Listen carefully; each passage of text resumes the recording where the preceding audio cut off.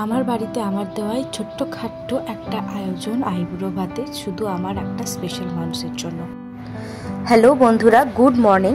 আশা করি তোমরা সকলে খুব ভালো আছো। নতুন বছরটা তোমাদের খুব ভালো কাটছে।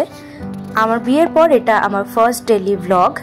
আমি নিজে যতটুকু পেরেছি ততটুকু ঘরোয়াভাবে আমার নিজের প্রিয় মানুষটার জন্য আইবুড়ো ভাতের আয়োজন করেছিলাম। তো আইবুড়ো ভাতের আয়োজনের মধ্যে ছিল অনেক কিছুই, যেমন বহু রকম ভাজা, পোলাও, ভাত, এঁচোড় চিংড়ি, পোস্ত, ডাল, চাটনি, মিষ্টি এবং মিষ্টি দই, পান। তো আমি প্রথমেই পোলাও দিয়ে স্টার্ট করেছি। ভোর ভোর উঠেছিলাম এবং উঠেই স্টার্ট করে দিয়েছি আমি আইবুড়ো ভাতের আয়োজন করা।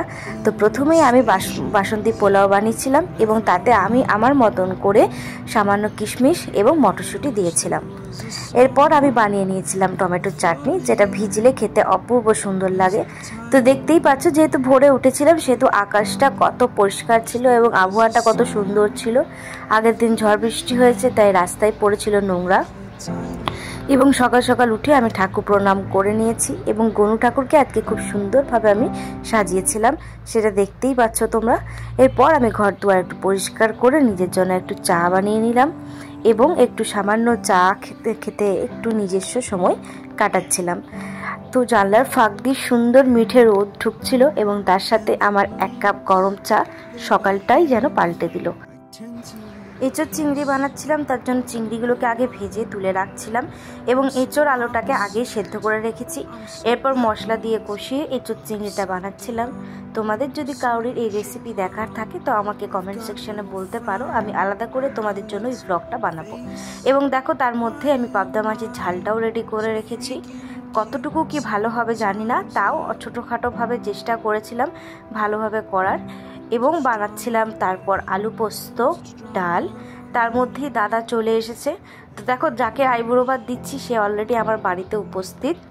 সে সকালেই রওনা দিয়েছে আমার কাছে আসবার জন্য এবং আমি আর দাদা বসে চা খাচ্ছিলাম এবং কিছুটা সময় নিজের মতন কাটাচ্ছিলাম। এরপর দেখো, ভাজাভুজিগুলো করে নিচ্ছিলাম, সেখানে আমি কুমড়ো ফুল ভাজছিলাম।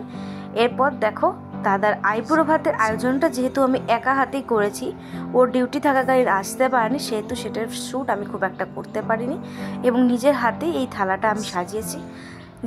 মেনুতে করেছিলাম স্যালাড, বেগুন ভাজা, আলু ভাজা, বড়ি ভাজা, কুমড়ো ফুল ভাজা, কুমড়ো ভাজা এবং বিনস ভাজা, সাথে ভাত, পোলাও, এঁচোড় চিংড়ি, আলু পোস্ত, ডাল, পমফ্রেট মাছের ঝাল, পাবদা মাছের ঝাল এবং মিষ্টি দই, মিষ্টি আর পানটা ছিল শেষে, যেটা শ্যুটটা আমি করতে ভুলে গেছি। তো দেখো, দাদা খুব আনন্দ পেয়েছে আমার এই ছোটোখাটো আয়োজনেই এবং সবাইকে ভিডিও কল করে দেখাচ্ছিল। তো জেঠিমাকে ফোনে দেখাচ্ছিল ভিডিও কল করে যে দেখো বোন কত সুন্দরভাবে আমার জন্য আয়োজন করেছে।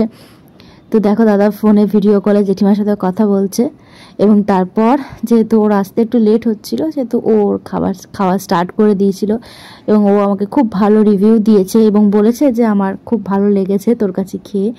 তো ভাই বোনের সম্পর্ক যেন এইরকমই হয়, মানে এতটাই ভিতরে টান থাকে যে আমি একবার দাদাকে বলা সত্ত্বে দাদা সে কোথায় থেকে ছুটে এসেছে আমার কাছে আইবুড়ো ভাত খাওয়ার জন্য। তো আজকে ভিডিওটা এইটুকুই রাখছি। ভালো লেগে থাকলে লাইক, শেয়ার, সাবস্ক্রাইব এবং কমেন্ট করতে ভুলো না। Thank you.